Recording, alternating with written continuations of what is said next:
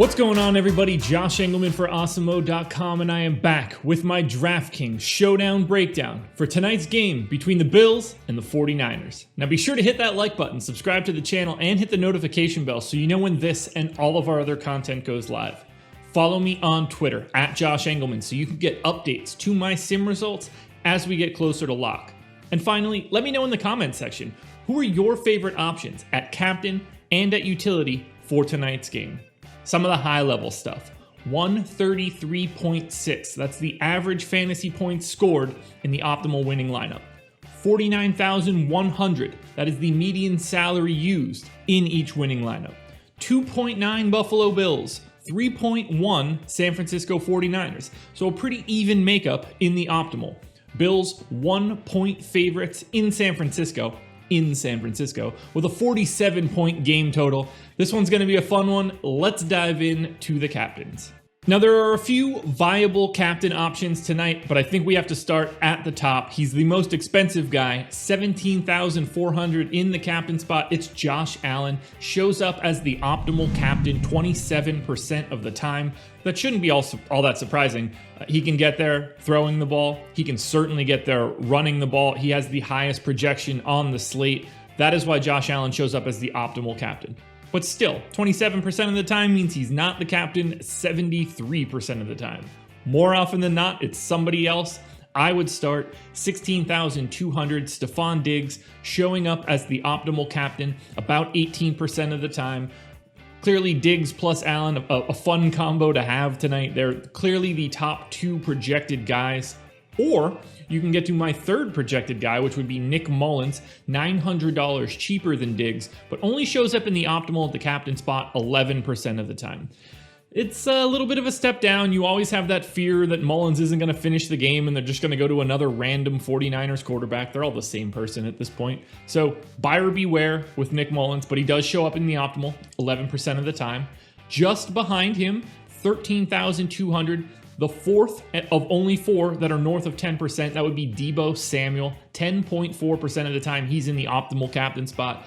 But even if we add all these guys together, we're only at like 54%. You can get shares of Mostert or Cole Beasley. You can go all the way down to someone like Jerick McKinnon at 2,100 if you want to get really weird. He shows up in the optimal just north of 1% of the time, but I think it's viable at 2,100.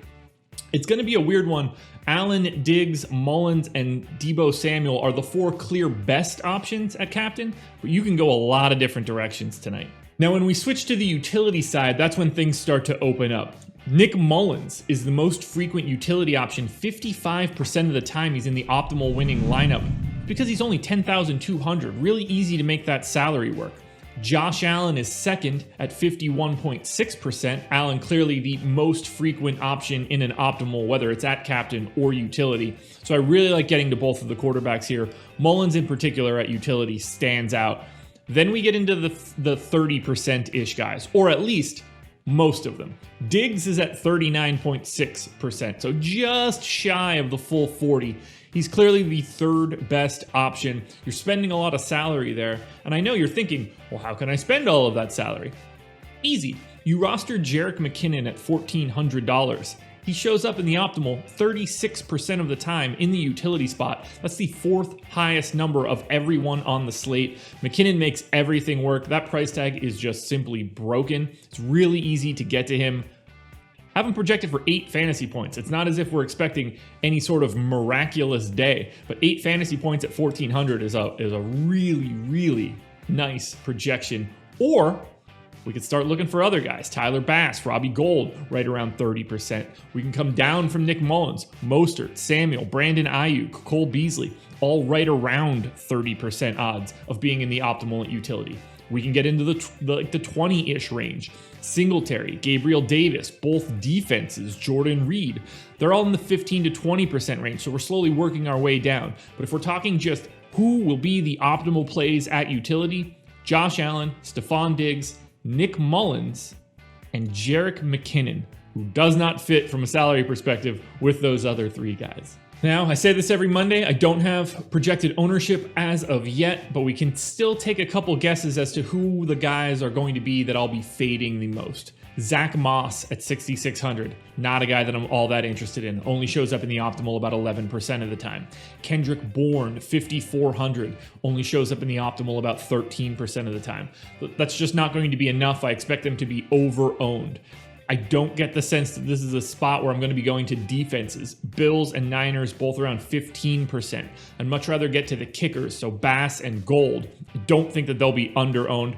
This is the fade section, so I'm going to stop talking about them now. I am fading the defenses, so no Bills, no Niners, no Kendrick Bourne, no Zach Moss. That's probably the extent of it. Like I said, dropping down to McKinnon at 1,400 is the best option. I don't need to go to Richie James at 2,600 or Tevin Coleman at 2,200. Isaiah McKenzie at $200 is probably going to get a little bit of love, probably more than he should, so that's not a spot I'm going to go. Those are my most likely fades. And then at the captain spot, on the off chance that Raheem Mostert gets north of 5% ownership, I'm just not going to be there. Alrighty guys, that will do it. That is my DraftKings Showdown breakdown for Niners and Bills. One last time, hit that like button, subscribe to the channel, and hit the notification bell, and follow me on Twitter at Josh Engleman. You don't want to miss the updates to these sim results. I will be posting them on Twitter, I don't know, sometime around 7 p.m. Eastern time tonight.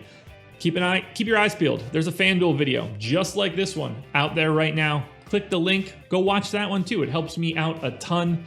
Good luck tonight. I will be back for what I assume is Thursday night football, but I'm going to be honest with you guys. I haven't looked at the schedule yet. I don't know if that game exists, but the next showdown slate that we have during the week, I will have a video for it. So stay tuned.